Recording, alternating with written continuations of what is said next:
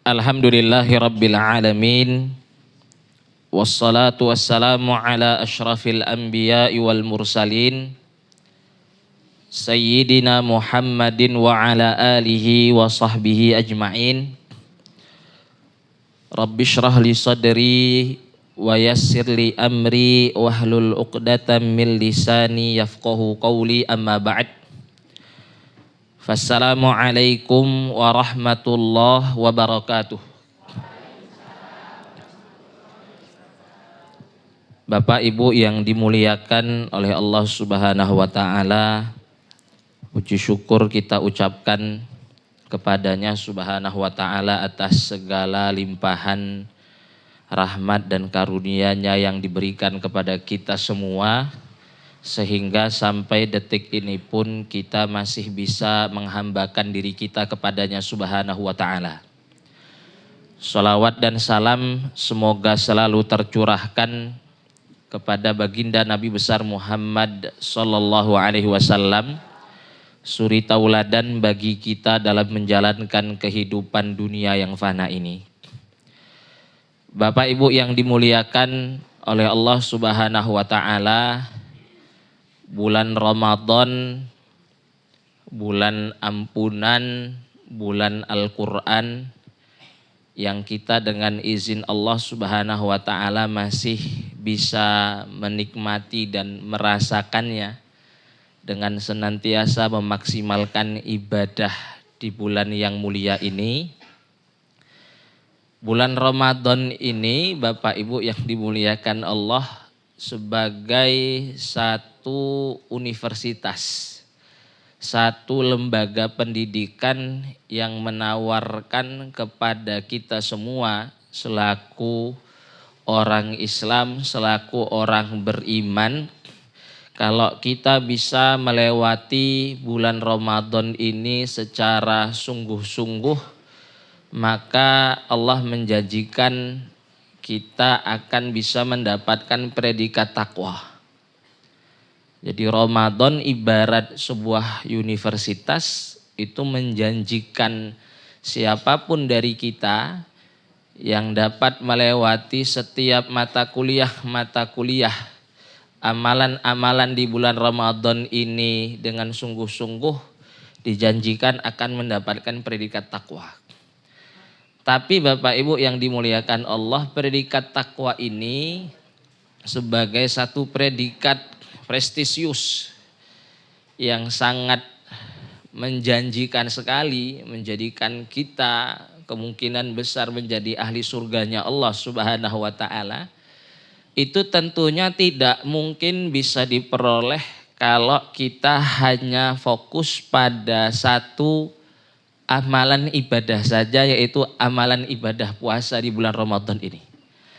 Ibarat begini, di universitas itu menawarkan setiap mahasiswa yang berhasil bersungguh-sungguh di setiap mata kuliah yang dihadirkan di universitas itu untuk mendapatkan predikat cum laude.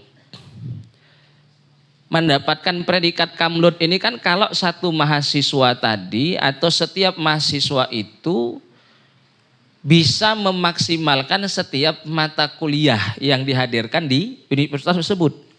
Kan tidak mungkin Bapak Ibu dapat predikat cum laude, tapi satu mahasiswa yang bisa memperoleh predikat cum laude tadi, dia hanya sungguh-sungguh di satu mata kuliah.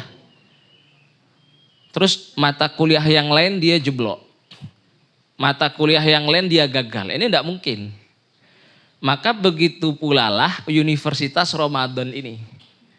Sebagai satu sekolah, satu madrasah, satu universitas yang menjanjikan kepada kita predikat takwa, itu tidak mungkin kita dapat predikat takwa ini ketika kita hanya memaksimalkan ibadah puasanya saja.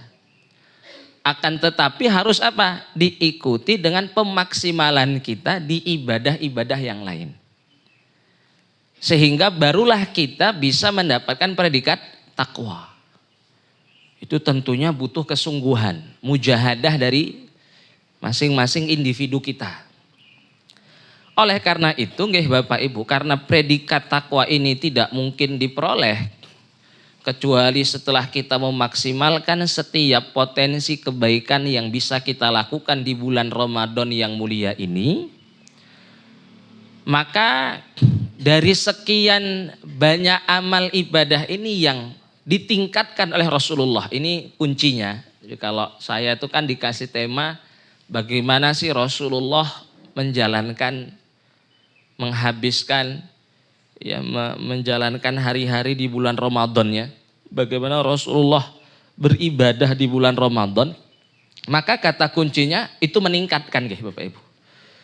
Di bulan Ramadan ini tentunya Rasulullah semakin meningkatkan amal ibadah. Jadi meningkatkan itu baik kualitasnya dan juga kuantitasnya. Itu ditingkatkan. Tapi dari sekian banyak amal ibadah itu ada 3 amal ibadah yang sangat diprioritaskan oleh baginda Nabi Muhammad Shallallahu Alaihi Wasallam. Jadi setiap hari di bulan Ramadan ini kita sudah di hari ke-6 nggih. Ini kita masih insya Allah memiliki 24 hari lagi. Ini monggo nanti dicek 3 amalan ini sudah kita lakukan nggak setiap harinya. Jadi ada 3 amalan yang sangat diprioritaskan oleh Rasulullah. Jadi banyak amalan yang ditingkatkan, tapi 3 amalan ini yang sangat diprioritaskan. Apa 3 amalan ini? Itu pertama sholat. Nanti insya Allah kita akan bahas sendiri. Ini yang akan mengambil bahasan yang paling banyak di kesempatan kita kali ini. Yang kedua sedekah. Nah ini sedekah nih Bapak Ibu. Dan ini dimotivasi oleh Rasulullah. Ketika Rasulullah menyampaikan man fattara shaiman falahu ajruhu min ghairi an yanqusa min ajri shaimi syai'. Jadi kata Rasulullah Shallallahu Alaihi Wasallam, yang memberi makan orang puasa, memberi buka orang puasa, maka baginya seperti pahala orang yang puasa tadi, tanpa mengurangi pahala orang puasa tersebut yang diberikan makanan tadi. Artinya ketika Rasulullah Shallallahu Alaihi Wasallam memotivasi kita untuk memberikan bukaan makan malam untuk seorang yang berpuasa, ini kan berarti satu motivasi dari Rasulullah supaya kita ini 1 hari Ramadan tuh jangan sampai lewat dari yang namanya amalan sedekah. Ini subuh ini sedekah. Sedekah itu tidak mesti banyak nggih Bapak Ibu. Yang penting konsisten. Makanya amalan kiat, amalan sahabat sebelum masuk Ramadan mereka nabung. Supaya apa? Nanti di bulan Ramadan setiap harinya bisa infak tadi, sedekah. Sehari 1.000, 2.000 enggak apa-apa. Yang penting enggak kita tinggalin. 1 hari di bulan Ramadan ini jangan sampai terlewat dari yang namanya amalan sedekah. Ya, kalau bisa memberi bukaan kepada 1-2 orang yang puasa ini bagus sekali. Memberikan makan malam. Sehingga dia enggak butuh lagi untuk mencari makan malam. Makan malamnya sudah dari kita. Wah ini kita akan dapat pahala seperti orang yang puasa tadi. Itu yang kedua. Yang ketiga itu baca Al-Quran. Nah, ini tentunya sangat-sangat ya layak sekali untuk kita prioritaskan, terlebih karena memang Ramadan ini adalah bulan Al-Quran. Allah Subhanahu wa taala berfirman, a'udzubillahi minasyaitonirrajim, syahrul ramadhanalladzi unzila fihil Qur'an. Jadi karena memang bulan Ramadan ini adalah bulan Al-Quran, maka sudah sangat layak sekali. Jangan sampai 1 hari dari bulan Ramadan yang kita lewat ini apa? Kosong dari yang namanya membaca Al-Quran. Hari-hari biasa saja itu tidak pantas kalau kita sama sekali tidak buka Al-Quran kita. Apalagi ini bulan khusus diturunkannya Al-Quran. Masa kita tidak memprioritaskan setiap hari kita untuk membaca Al-Quran. Kalau di hari biasa saja selain di bulan Ramadan, 1 huruf dari Al-Quran yang kita baca itu bisa dihitung dinilai 10 kebaikan nggih Bapak. Sebagaimana kata Rasulullah menjelaskan, man qara'a harfan min kitabillah falahu hasanah wal hasanatu bi asyri amthaliha la aqulu alif lam mim harfun walakin alifun harfun wa lamun harfun wa mimun harfun. Barang siapa yang membaca 1 huruf dari Al-Quran, maka dia akan mendapatkan 1 kebaikan Satu kebaikan ini berlipat kepada 10. Berarti satu huruf 10 kebaikan. Itu di hari selain Ramadan. Apalagi di bulan Ramadan itu dikali 10 lagi. Maka setiap amal ibadah yang kita lakukan di bulan Ramadan ini, kenapa perlu kita tingkatkan? Karena dilipat gandakan lagi kepada 10 kebaikan. Nah kalau tadi satu huruf aslinya saja sudah 10 kebaikan, di bulan Ramadan itu mengandung 100 kebaikan. Nggak akan rugi ya Bapak Ibu. Jadi jangan sampai satu hari kita itu kosong dari yang namanya membaca Al-Quran. Karena memang Ramadan ini adalah bulan Al-Quran. Nah terkait sholat, nanti insya Allah kita akan ya, membahasnya secara khusus. Sebelum itu, gini Bapak Ibu, kenapa 3 amalan ini? Karena ternyata Allah Subhanahu wa Ta'ala ketika mensifati orang-orang bertakwa, Allah itu mensifatinya dengan 3 amalan ini. Itu sebagaimana yang ibu bapak bisa dapati di awalan surat Al-Baqarah. Allah berfirman, A'udzu billahi minasyaitonir rajim. Dzalikal kitabu la raiba fih hudal lil muttaqin. Siapa itu orang yang bertakwa? Alladzina yu'minuna bil ghaibi wa yuqimunas sholata wa mimma razaqnahum yunfikun. Walladzina yu'minuna bima unzila ilaika wa ma unzila min qablik wa bil akhirati hum yuqinun. Jadi ada beberapa sifat orang bertakwa yang dijelaskan oleh Allah Subhanahu wa Ta'ala. 3 diantaranya 3 amalan ini. Wa yuqimunas shalah, berarti yang mendirikan sholat. Wa mimma razaqnahum yunfikun, berarti yang menginfakkan apa yang Allah Subhanahu wa Ta'ala berikan kepadanya. Sama yang ketiga apa? Walladzina yu'minuna bima unzila ilaik. Yang diturunkan kepada Nabi itu apa? Al-Quran. Nah bentuk kita mengimani Al-Quran adalah dengan cara apa? Kita perbanyak interaksi dengan Al-Quran, termasuk diantaranya membaca Al-Quran. Khususnya di bulan Ramadan ini. Nah Bapak Ibu yang dimuliakan oleh Allah Subhanahu wa Ta'ala, ibadah sholat. Nah ini kalau sampai sini sudah selesai sebenarnya saat ini materinya ini 3 amalan sudah ini prioritas. Nah saya ingin singgung masalah sholat ya Bapak Ibu. Membahas ibadah sholat di bulan Ramadan yang dikenalnya dengan bulan puasa itu tidaklah mengherankan Bapak Ibu. Kenapa? Karena Rasulullah Shallallahu Alaihi Wasallam sendiri sebenarnya sudah memberikan isyarat. Ketika beliau Shallallahu Alaihi Wasallam mengatakan man qoma ramadhana imanan wahtisaban ghufira lahu ma taqaddama min dzambi. Artinya begini Bapak Ibu.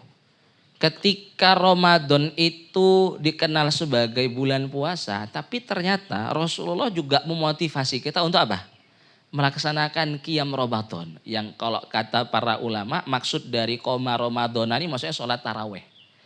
Kenapa dari sekian banyak amal ibadah yang dimotivasi oleh Rasulullah adalah sholat. Jadi ada satu sholat tambahan khusus yang hanya kita lakukan di malam-malam Ramadan. Yaitu sholat taraweh. Yang kalau kita lakukan dengan iman, mengharapkan ridho Allah Subhanahu wa Ta'ala akan diampuni dosa-dosa yang telah lalu. Nah ini berarti kan ada rahasianya ya Bapak Ibu. Selain memang kedudukan ibadah sholat ini itu tidak bisa dibandingkan dengan kedudukan ibadah puasa. Jadi kalau kita membahas tentang ibadah puasa ini tentunya keutamaan luar biasa. Ibadah puasa ini ibadah spesial nih Bapak Ibu. Dari mana spesialnya? Dia itu satu-satunya ibadah yang dia dinisbatkan kepada Allah Subhanahu wa Ta'ala. Jadi dari sekian banyak amal ibadah, kita melakukan amal ibadah itu tentunya milik Allah. Kita niatkan untuk kepada apa? Kita persembahkan, peruntukan kepada Allah Subhanahu wa Ta'ala. Tapi khusus amal ibadah puasa ini saking spesialnya Allah nisbatkan puasa ini kepada dirinya. Ketika Allah mengatakan fa innahu li wa ana ajzibihi. Ibadah puasa ini itu milikku dan aku yang akan balas langsung. Ya kan berarti satu kehormatan, kemuliaan yang bisa kita simpulkan dari amal ibadah puasa ini. Terlebih lagi bahwa ibadah puasa ini nanti di surga kelak. Surga itu ada 8 pintu. Satu pintu yang namanya Ar-Rayyan dikhususkan hanya bisa dimasuki oleh yang berpuasa. Itu tentunya maksud yang berpuasa di sini nggak hanya yang puasa Ramadan saja, tapi juga diikuti dengan puasa-puasa sunnahnya.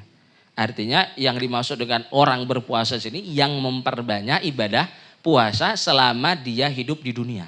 Artinya kalau dia sering merasa haus, merasa lapar di dunia, maka di surga akan diganjar apa? Dengan yang namanya Ar-Rayyan, di situ dia tidak akan pernah lapar dan haus lagi. Ya Bapak Ibu. Jadi kalau kita melihat dua ini saja yang saya sebutkan tadi, ini kan berarti ibadah puasa ini spesial sekali. Tapi spesialnya ibadah puasa, sebesar-besarnya keutamaan ibadah puasa, ini tidak bisa dibandingkan dengan keutamaan ibadah sholat. Karena ibadah sholat ini nggih Bapak Ibu, sebagaimana yang dijelaskan oleh baginda Nabi besar Muhammad SAW, beliau mensifati, mengibaratkan ibadah sholat ini sebagai tiang agama. Jadi kalau kita ini punya bangunan keislaman, tiangnya itu sholat. Ibarat rumah nih Bapak Ibu, tanpa tiang bisa nggak berdiri tegak? Tidak bisa.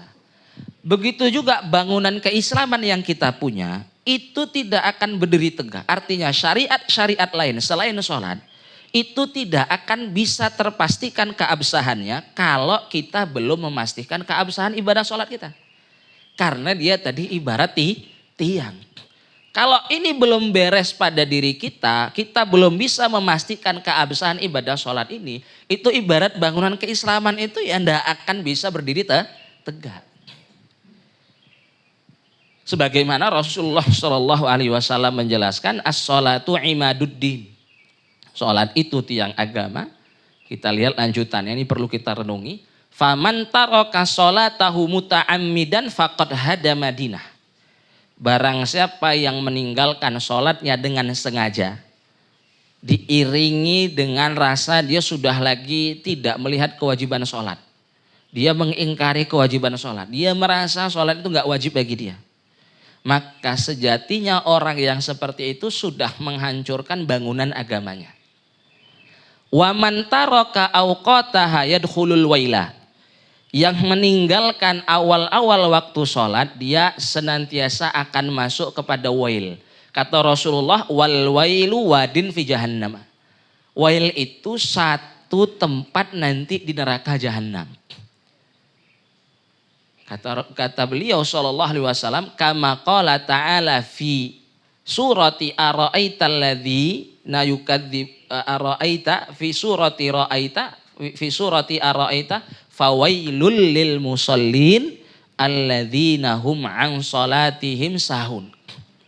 Jadi kata baginda Nabi lengkapnya, salat itu tiang agama. Yang meninggalkan salat dengan sengaja, tidak lagi melihat kewajiban salat, dia sejatinya sudah menghancurkan apa? Bangunan agamanya.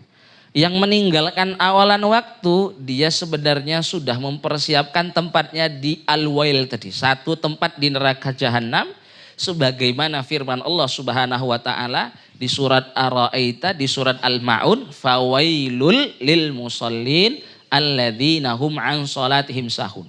Al-wail itu nanti diberhaki oleh orang sholat. Kok bisa orang sholat dapat wail? Orang sholat yang bagaimana? Alladzina hum an salatihim sahun.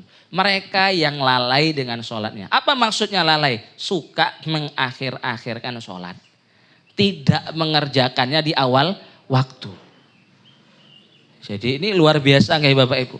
Jadi sholat itu tiang agama. Dia di kehidupan dunia kita ini itu menjadi barometer, timbangan yang menentukan sah atau tidaknya amalan yang lain.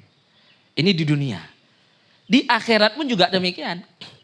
Jadi enggak hanya di dunia sholat itu sebagai barometer untuk mengukur ibadah-ibadah yang lainnya. Termasuk ibadah puasa kita. Juga nanti di akhirat ternyata sebagaimana yang disabdakan oleh baginda Nabi Muhammad SAW. Sholat ini sebagai amalan yang akan pertama kali dihisab dari diri kita. Beliau SAW menjelaskan. Awwalu ma yuhasabu bihil abdu min amalihi sholatuhu.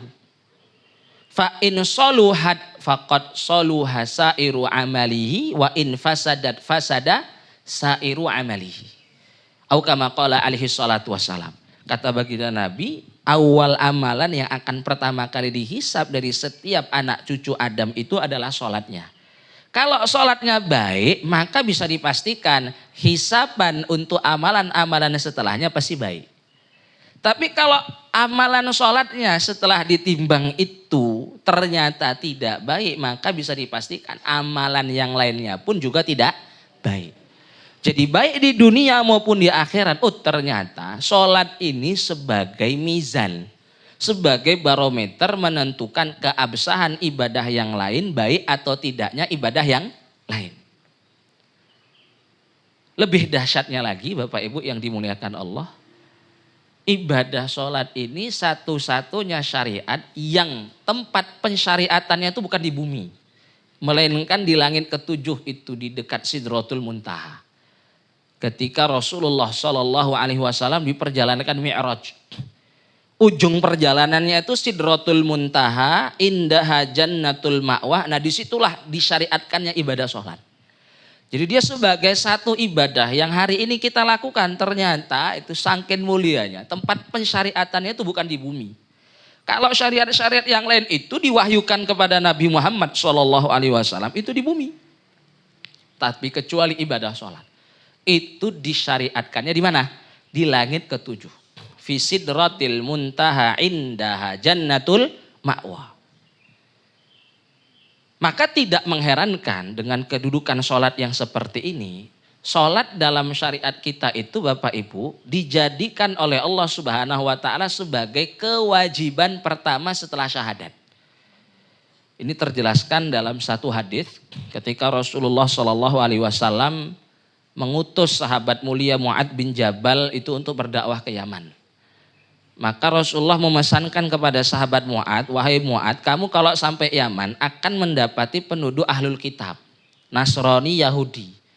Maka tugas kamu pertama kali ajak mereka untuk bersyahadat. Fad'uhum ila ayyashhadu alla ilaha illallah wa anna Muhammadur Rasulullah. Wa anna Muhammadar Rasulullah.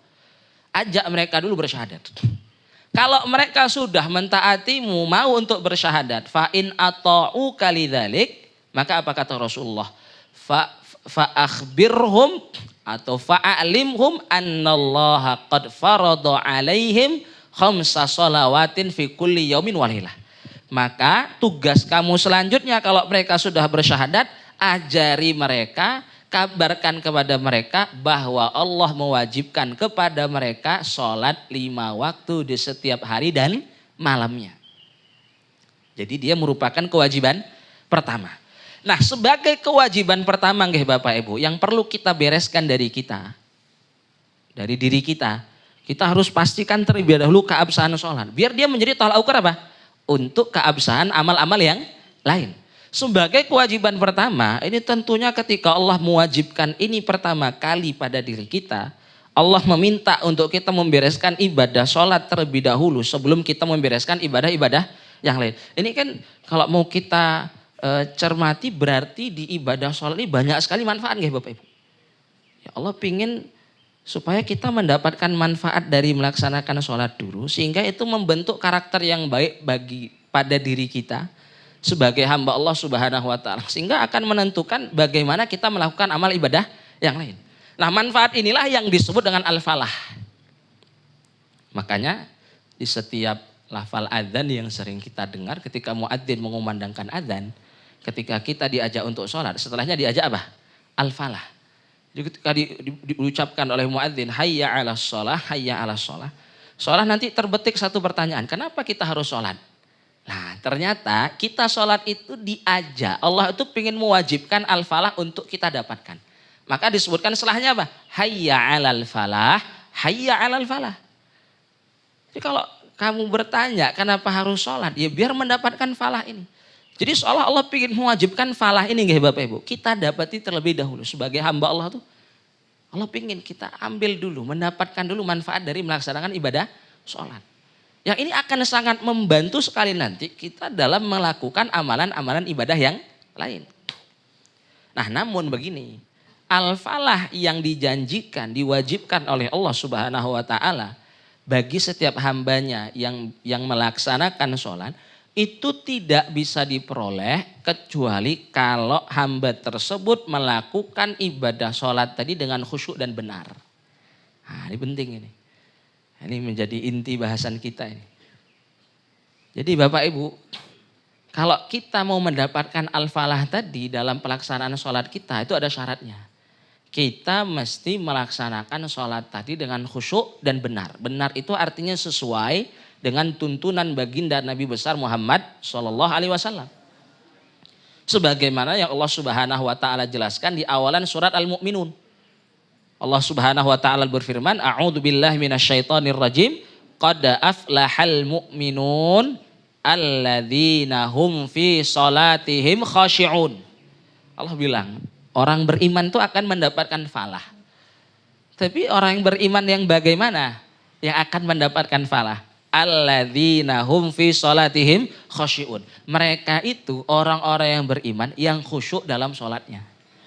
Sehingga falah sebagai manfaat dari ibadah sholat yang kita lakukan itu tidak akan pernah sekalipun kita dapatkan kecuali kalau pelaksanaan sholat kita sudah dihadirkan, dibarengi dengan kekhusyuan dan sesuai dengan tuntunan Rasulullah Shallallahu Alaihi Wasallam.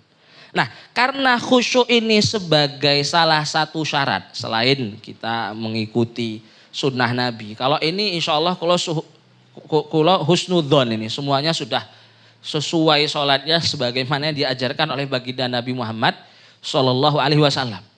Nah, tapi perkara khusyuk, ini yang sulit. Karena khusyuk ini sebagai salah satu syarat, ini kan perlu kita hadirkan dalam melaksanakan sholat kita, Bapak Ibu. Nah, bagaimana cara menghadirkannya? Kata para ulama, caranya itu dengan mengetahui hakikat sholat. Bapak Ibu yang dimuliakan oleh Allah Subhanahu Wa Taala, ada dua hakikat sholat yang perlu kita ketahui sehingga dalam pelaksanaan sholat kita bisa terhadirkan kekhusyuan. Apa dua hakikat sholat itu? Yang pertama Bapak Ibu, sholat itu harus kita pandang sebagai dialog kita kepada Allah Subhanahu Wa Taala. Jadi ketika kita sholat, kita sedang menghadapi siapa Bapak Ibu?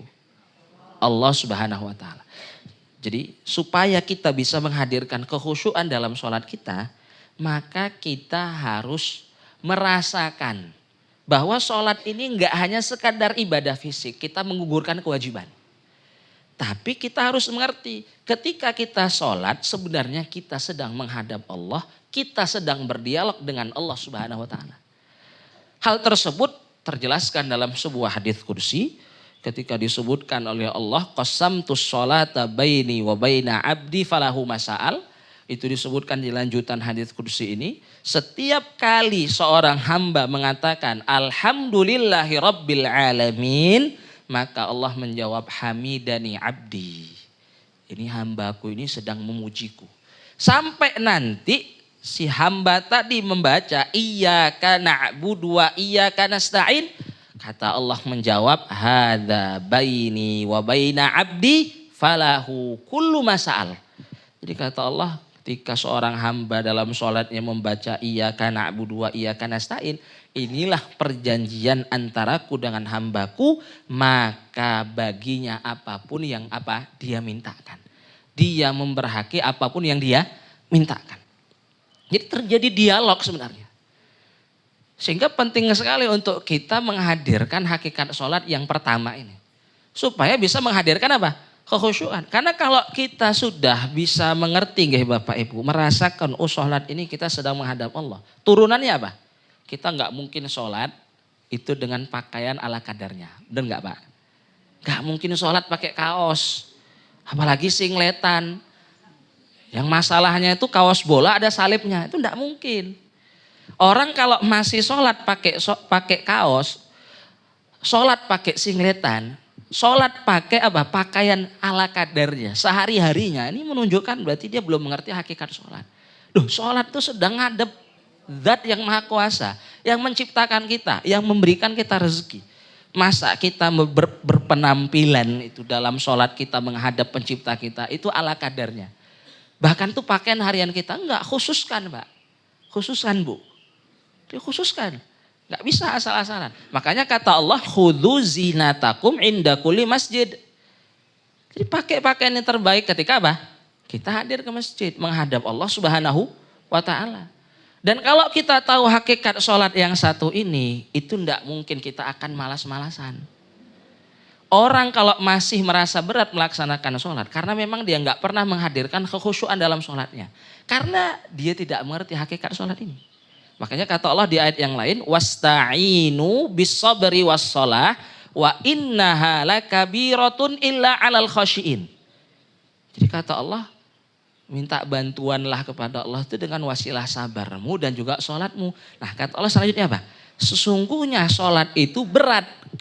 Jadi bukan saya mengatakan sholat itu berat. Jadi kalau Bapak Ibu merasa berat dalam melaksanakan sholat, itu Allah sudah menjanjikan. Sholat itu memang berat. Kecuali bagi siapa? Yang khusyuk dalam sholatnya. Siapa yang khusyuk dalam sholatnya? Di ayat selanjutnya disebutkan. Alladzina apa?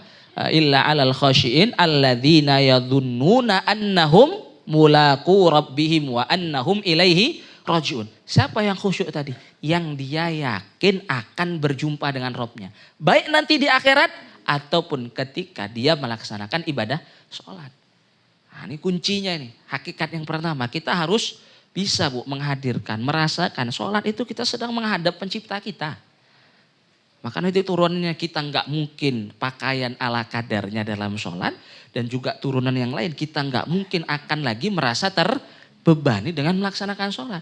Justru sejak adzan dikumandangkan Allahu Akbar. Itu sudah tergetar. Allah manggil kita. Kita itu disuruh menghadap. Nah ini hakikat pertama Bapak Ibu. Kalau kata para ulama gini. Ya menjaga kekhusyukan, kefokusan dalam sholat itu kan berat gitu.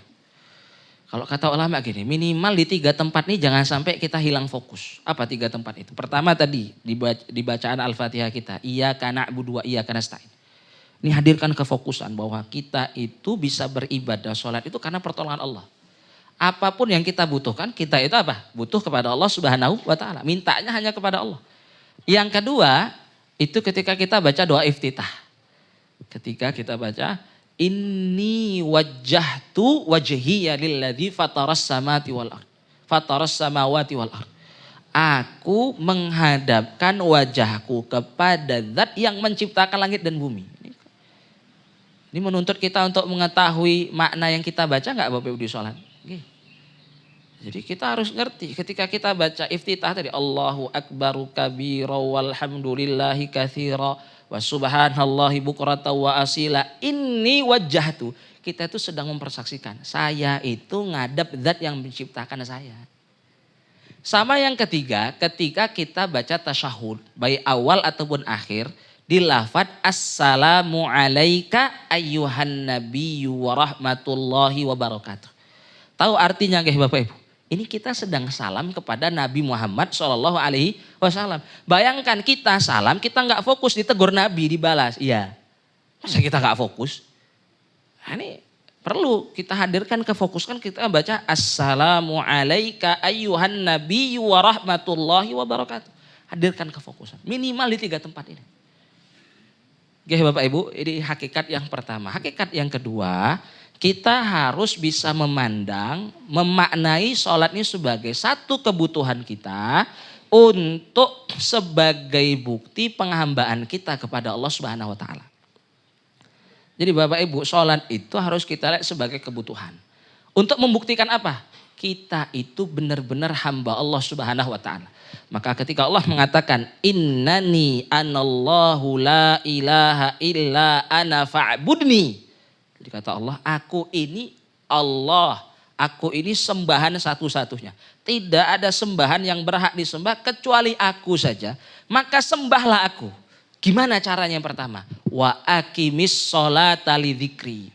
Dirikan sholat. Itu sebagai wasilah kamu terhubung kepadaku. Zat yang menciptakanmu subhanahu wa ta'ala. Jadi sholat itu Bapak Ibu satu kebutuhan. Yang harus kita rasakan sebagai kebutuhan kita. Kita selama masih pingin dianggap sebagai hamba Allah, lakukan sholat. Sholat. Sehingga kalau begitu kita nggak akan merasa terbebani terus melakukan sholat. Jadi sholat itu sekedar melakukan apa? Rutinitas ya untuk menggugurkan kewajiban saja. Kita nggak pernah merasa sholat itu adalah kebutuhan kita. Untuk membuktikan kehambaan kita. Jadi kita bisa membuktikan kehambaan dengan amalan yang lain. Tapi kalau misalkan kita belum bisa membuktikannya dengan sholat, maka ini kita tidak bisa membuktikan dengan amalan-amalan yang lain. Sholat dulu. Makanya kata Rasulullah SAW, bainar rajuli wa bainal kufri wa syirki tarkus sholat. Jadi batasan antara seorang laki-laki, perempuan muslim itu dengan kekufuran, kesyirikan itu adalah perkara meninggalkan sholat. Jadi bukti kita itu sebagai hamba Allah, kita mengabdi kepada Allah, menyembah hanya kepadanya subhanahu wa ta'ala, lakukan sholat.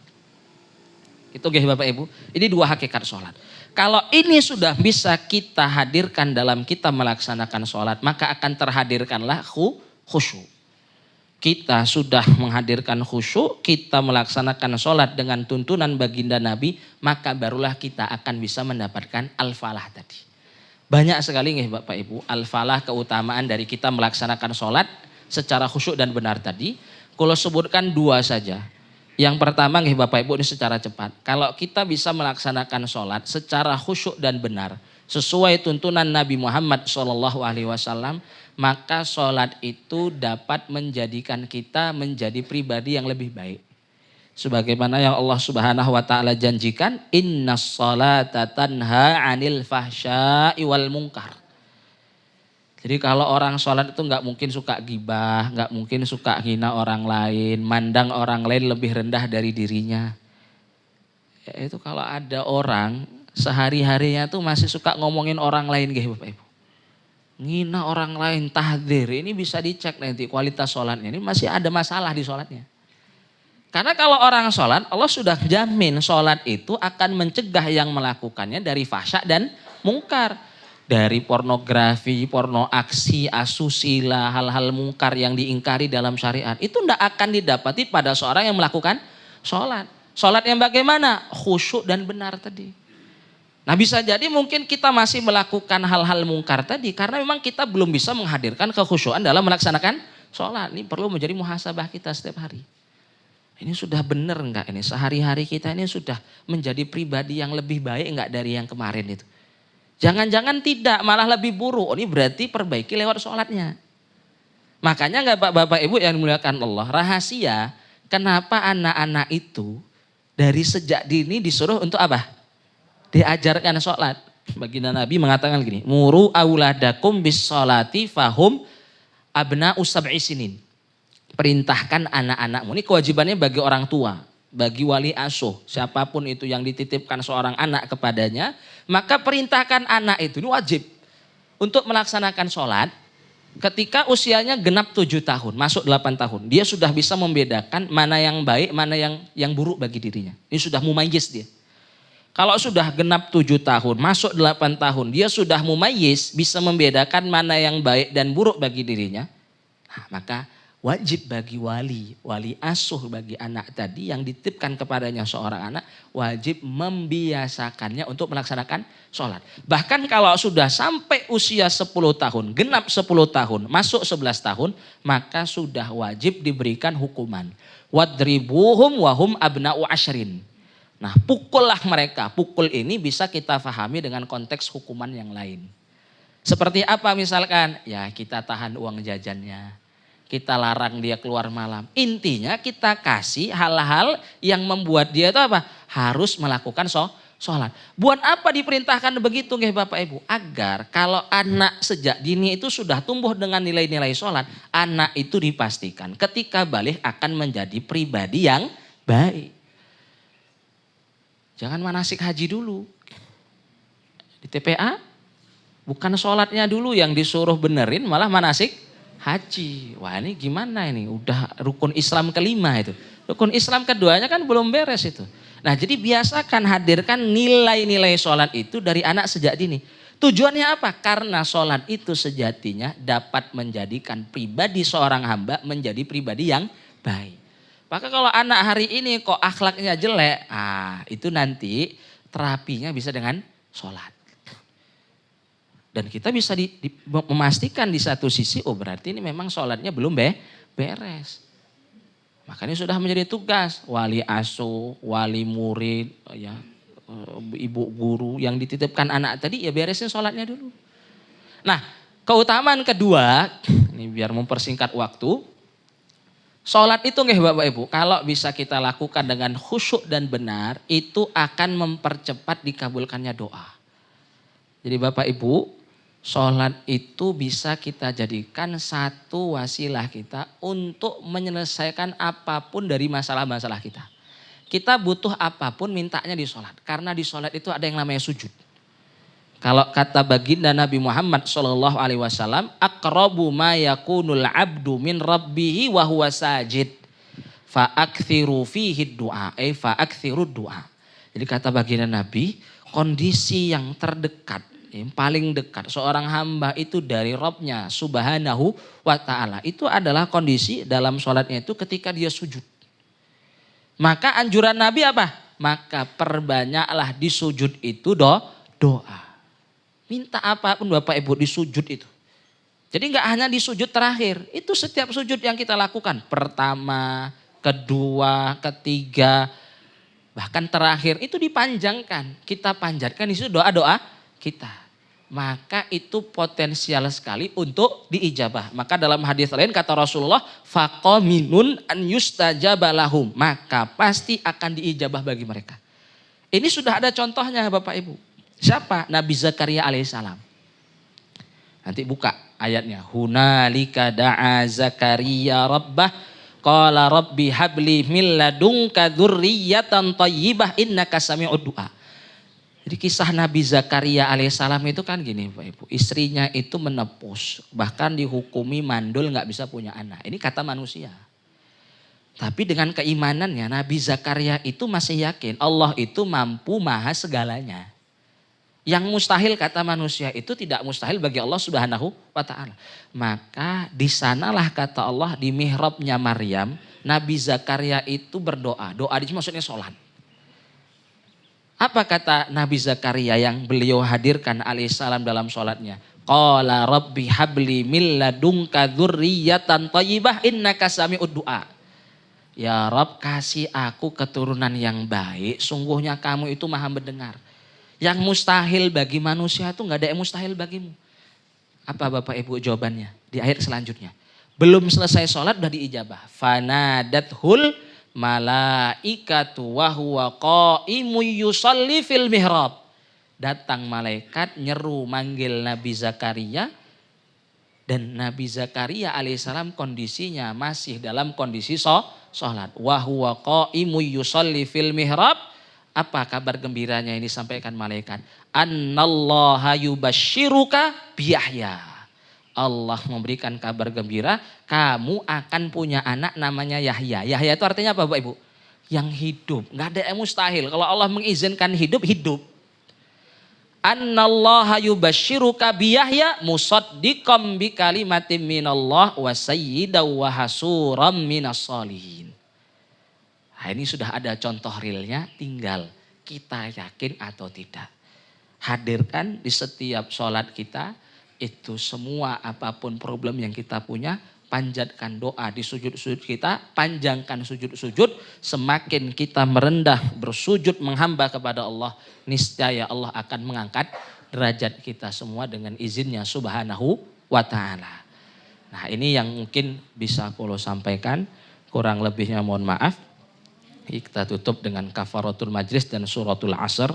Subhanakallahumma bihamdik nasyhadu an la ilaha illa anta nastaghfiruka wa natubu ilaik. Wal asri innal insana lafi khusr illa alladzina amanu wa amilus solihati wa tawasaw bil haqq wa tawasaw bis sabr. Assalamualaikum warahmatullahi wabarakatuh.